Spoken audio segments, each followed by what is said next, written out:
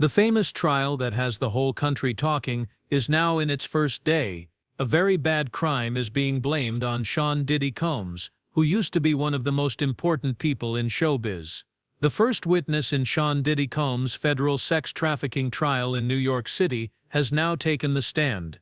This comes after the jury was chosen and opening comments were made this morning. As we start, viewers are highly encouraged to use their own judgment. The information below is only meant to be useful and fun. This is the exact evidence that was given in federal court during the Sean Diddy Combs hearing, as reported by Inner City Press. No one thought that Janice Combs, who is married to Sean Diddy Combs, would say anything. They didn't believe it after the raids, the confessions, or the video proof. But now she has. And what she's saying isn't just a mother's argument, it's something darker and more disturbing. It looked like Janice was asking people to understand when she put out a public statement, but it had a line in it that is now being looked at by lawyers, reporters, and even people who used to be inside the group. She's not just rejecting the claims, she's also saying that she knew something that has been buried for over 20 years. We break down what Diddy's mom just said, and what she may have seen in this video, and how her words might finally reveal one of the worst music secrets ever. This is when things start to change, and what she said might just make everything different. When Janice Combs spoke out in defense of her son, most people thought it would go like other public statements from family members in high-profile cases. On the surface it did. There was love, loyalty, and denial. She said the federal accusations were like a public execution and that she was heartbroken. She begged people to wait for the truth before making any decisions, but people did more than read what she wrote. What she didn't say hurt them. They were there to help her, but there was something else between them. A short line that hit hard. "I've seen things no one else has, and I told Sean about them." That line broke the silence like a doorbell. As soon as the comment went viral on social media, reporters, lawyers, and even people watching the court case started asking the same question. Why does Janice say this now? What did she see? The message didn't say that everything was false. It didn't say that her son was being set up. It didn't say anything bad about the texts, vids, or witnesses. It was mostly about one emotion: how painful it was to see a kid lose his honor, not because of what he did but because of what people think about him. Lawyers were quick to point out that the words were used in an odd way. CNN was told by a lawyer that that was not a denial. This shifts the blame from the people who did something wrong to the people who saw the evidence. The world already knew what Cassie had to say. They knew about the caves, the freak-off parties, and the texts that Diddy supposedly sent to people he was accused of beating. People weren't just skeptical of what Janice said, they were suspicious. The mother had kept quiet during all of Diddy's public problems, club shootings, lawsuits, and other events. This moment seemed like it was planned too well. When people learned more about Janice's past with her son, they found more things that didn't make sense. There was more going on here than just a mother standing by her child.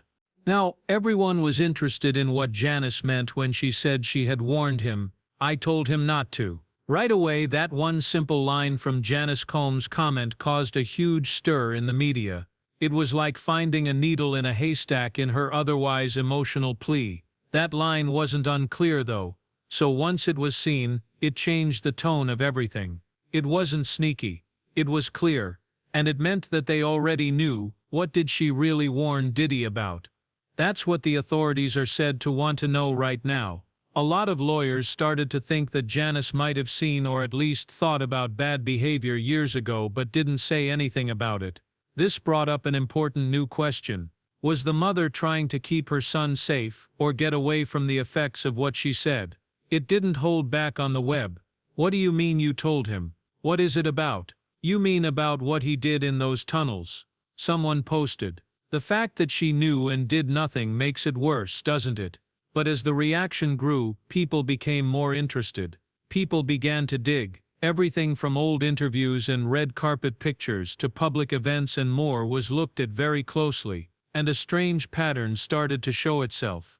Around 2005, Janice quit going out in public with Diddy. No more parties, award shows or talks that are all good things about the person. It looked like she had chosen to be out of the press.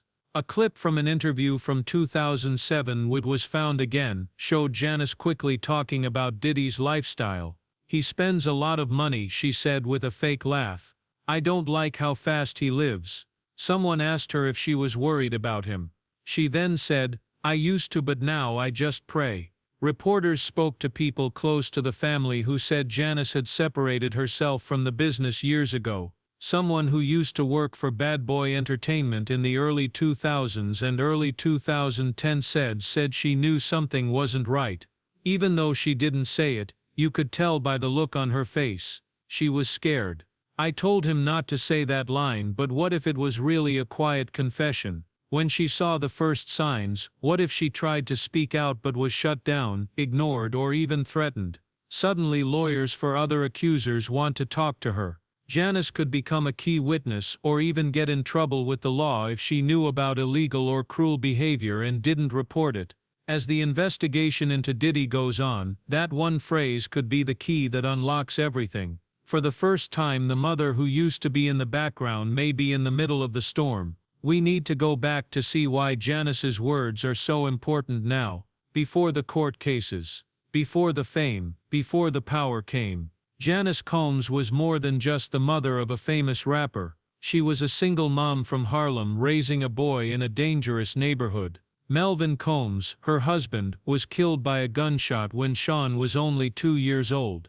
Janice tried hard to give her son a better life by working as a model and a teacher's aide. She helped him, pushed him, and prayed for him. His biggest fan when he first got big in the music business in the early 1990s. But something changed. A change was seen by family members around the time that Bad Boy songs became very famous. Did he become too big to handle? The cut heard from a family friend who said she couldn't keep up with him. He wouldn't listen when she told him she didn't like the way he was living. One person who used to work for Combs Enterprises said that Janice once showed up to an event without being asked and left early. She always looked like she was having a bad time. At that party, girls were barely dressed, and guys with cameras were all over the place. For 20 minutes, Janice sat in a corner and didn't say goodbye. After that, it was rare for Janice to be seen with Diddy. It was said that she didn't like the women he was with, or the way he treated them. A close friend said she told him, "This way of life is going to destroy you." He wasn't raised to be that way. Their relationship was tense even when they were alone. He took care of her financially, but there was distance between them emotionally, said a cook who used to work in Diddy's Los Angeles home. They talked, but not about what was important. She'd come over for dinner, but she never stayed for long. She looked like she couldn't stand to see how he was changing. So when Janice said that, when she said she had warned him, it really hit home because it made sense. She knew about the parties, the girls, the shift, and the stories, so she said something. What did he say in response? No one knows that. Because Diddy never told anyone in public that his mother didn't like it. He told people how strong and selfless she was in talks, but he never brought up her worries, never recognized that there was any stress. With her words out now, people are wondering if this is her last chance to protect him or to stay away from him before the truth comes out for sure. At some point, the court might not only be judging Diddy, it might also ask what his mother knew and why she didn't tell anyone for so long. Janet Combs was always more than just a caring mother when no one was around. The rise of her son's kingdom was something she watched quietly, and maybe even the first cracks in his character. But a party in Miami in 2003 would be the night that everything changed for her. Over the years, family members have talked about that night in whispers, but it wasn't until she recently spoke out that detectives started to ask again what really happened that night. A former Bad Boy worker said that Janice was asked to a private farm in Miami for what was called a celebration weekend. It wasn't strange. Diddy would often bring his family to big events at the time, especially ones where his network of singers, producers, and directors would be present. But it was said that what began as a friendly get-together turned into something more sinister. When Janice and her friend got there, everything seemed fine at first. Well-known guests, fancy food, and protection at every entry. However, she saw something late at night that really scared her. Two helpers led a young woman down a hallway. She was barely dressed and looked very nervous. January wasn't just interested in the girl's age, she was also interested in how she behaved. Someone who was there says that Janice asked a worker, "Why does she look scared?" She was told not to ask any questions and to just enjoy the party. It was said that Janice left the event early at that point. She didn't say goodbye to her son. The car that had been set up for her didn't show up. She called her own taxi, left alone, and never went back to one of his parties again. Insiders had been talking about this story for years, but it was never proven. Since Janice's latest comment a few days ago, up until now, someone who worked in planning for Diddy's events spoke out without giving her name and said she left because of what she saw and because she told him it wasn't right. If it's true, Janice saw the first signs of the behavior that is now being talked about in court. She saw young women being used, parties where control and silence were the standard, and a pattern of pressure that was hidden behind money and fame. Now, in 2025, that night in 2003 is being looked at again in a new way, because Janice didn't just leave a party if she saw it, and didn't say anything about it in public. She left the truth. It's one thing to leave, but 20 years of silence is something else. A lot of people are now wondering why Janice didn't speak up earlier. Why didn't she call the police when she saw her son becoming something bad? Sources close to the Combs family say the answer is more complicated than most people think. Dependence on money, emotional trickery, and quiet threats all played a part. By the middle of the 2000s, Diddy had become a multi-industry mogul. He was in charge of record labels, clotheslines, vodka businesses, and TV projects, and a lot of Janice's way of life. That empire paid for her homes, her travel, and her safety. People who know the family said she got perks from the brand, like living in fancy homes in New Jersey and getting an allowance that was directly tied to his business costs. Someone who used to be an accountant said that she wasn't an employee but was still on the books. That way of life might end if she said something bad about the brand.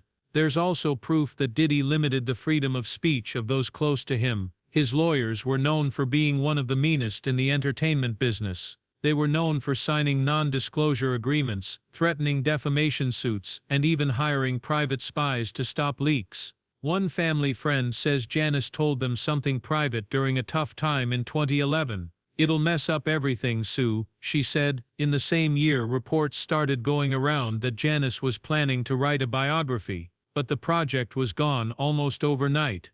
Now, people who know better say that judicial pressure from Diddy's camp was to blame. But the fear wasn't just about the law, it made me feel. One therapist who worked with a former Combs employee said that Diddy managed people by making them feel guilty and scary. He would tell people of the people who saved their lives and fed them. It's hard to fight back against that much power. Things were even worse for Janice. She was his mom. From a kid in Harlem to one of the most famous guys in show business, she had seen him grow. She knew her son had done something very, very wrong if she told anyone that he was hurting people or that he might be an abuser. So, for fear, guilt, or a lack of power, she kept quiet until now, when something changed. People were tense in court on the fourth day that Cassie Ventura was testifying. There were a lot of people in the press. Texts and pictures from 2009 to 2017 were about to be shown by the prosecutors. These years included the time when Janice had not said a word. Then came the moment that would break her for good. Cassie said under oath that Diddy kept a list of men she couldn't talk to, that he managed her medications, listened to her phone, and made her go to sex parties with drugs, prostitutes, and cameras that he called freak-offs. She said she had tried to leave before, but he blocked the door and threw a bottle at her. Why is that part the most upsetting? Janice knew, Cassie said. Cassie said she was there one night. She saw the girls at a house in Miami. There was silence in the hall. Reporters stopped typing in the middle of a sentence. Those in charge of the case looked up at the gallery. Janice wasn't there, but her name could be heard throughout the room.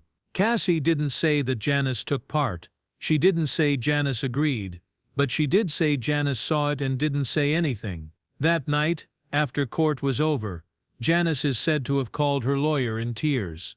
A person close to the law team says she told them, "I can't keep pretending anymore. It's too much." Cassie's story wasn't shot down. She did not argue with it.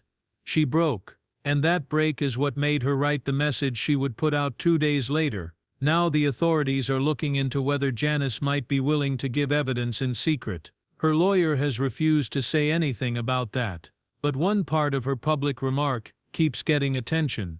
Told him. I begged him. He kept going though. That one line could turn out to be one of the scariest statements in the whole case. Because it's no longer just a mom standing up for her kid. It's about a mom who learns too late that guilt can be stronger than quiet. While everyone was watching the judicial action, a more private and quiet argument was going on behind the scenes.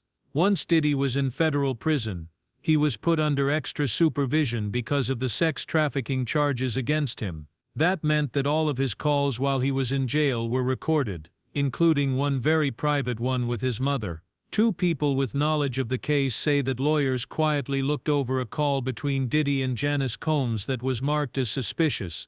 It wasn't meant to be shared with everyone, at least not yet. But what got out from that recording made people wonder how much Janice knew and how bad their relationship had gotten. The call, which happened right after Cassie Ventura's 4th day of testimony, was said to have begun calmly. Diddy tried to make fun of the news by asking how his kids were doing and ignoring the stories.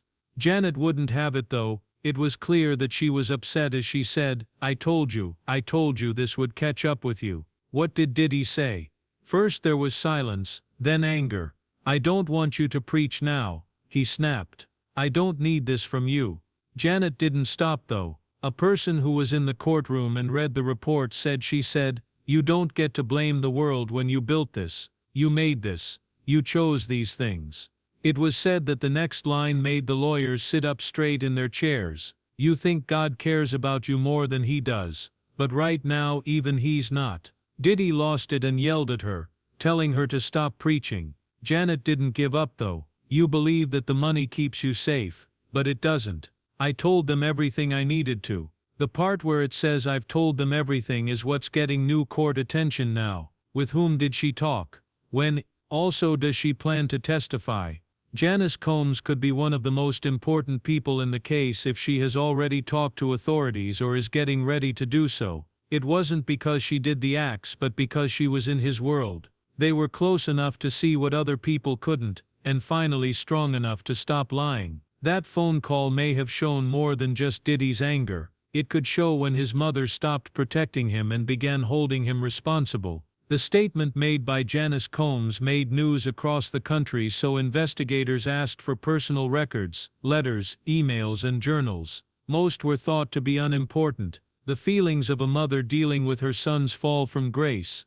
But in one of the older leather-bound diaries from August 2017, there was a single page that shocked the police. It read, I learned about the tunnels. I believed he was kidding. I don't believe he is. That was the first word. What came next, though, was even scarier. These girls are really young. No one says anything. But they look scared. They must be scared of him. I am too. Too many people work for him to ever hear the truth. The best line was, if what he's doing is real, I've failed. That page was given to the main prosecutor. It's now being looked at as possible proof of previous understanding and emotional involvement. If it is written down, it could prove what many people have thought for a long time. Not only did Janice think her son was breaking moral rules, she knew he had already done so. It wasn't an official confession in the diary. Even though it wasn't a lawsuit or a statement to the police, it showed a mother going through a rough patch and coming to terms with the monster her son had turned into. What's more, it gave investigators a time frame that showed Janice might have known what was going on years before the cases started. One of the law experts who looked at the page said, and yet despite the page's brutal honesty, it ends on a sentence full of guilt and helplessness. And if the authorities decide to use it, that one item in Diddy's book could be the emotional last word that makes the jury fully understand his long history of crime, fear, and darkness. Janice Combs refused to talk to the reporters for weeks. Her speech was the only thing she said to the press, but now, people close to the prosecution are proving what many people thought and hoped for. Janice Combs is getting ready to give evidence behind closed doors. Both the defense team and Diddy's close friends and family were shocked by the move. Janice agreed in an official court document that was sent under protective seal to meet with federal agents for a secret, off-the-record deposition. Even though she won't have to speak in public, her words will be written down and can be used in court if needed. And it is said that she is going to say something very hurtful. She is supposed to confirm the party in Miami in 2003, the scared girl, the help, and the feeling that something very wrong was going on but not being said. She will confirm that she knows about the tunnels and the high-security lockdowns. But perhaps most importantly, she will talk about her son's mental state, his need for control, and the fear he caused in his own home. A person close to the lawyers said, "She's doing this for the other victims. She knows she can't change the past, but she wants to make things right." What does this mean for Diddy? Everything. It hits harder when a mother speaks out, especially if she was loyal and quiet before. They don't just hear facts, they feel lied to. And it hits harder than 1,000 evidence when a mother gets up in court and says, "I used to believe in him, but I no longer can." One federal lawyer said that people have already lost the emotional fight if a man's own mother can't say good things about him. That may very well be what is happening right now. Diddy's defense team is in a mess as Janice gets ready for her secret interview. There are rumors that more witnesses may follow her. They used to be partners and helpers. Used to be friends. He made the first crack in the dam, which is now fully broken. It's not just about whether or not Sean Combs goes to jail, it's about whether or not anyone will ever again look out for him.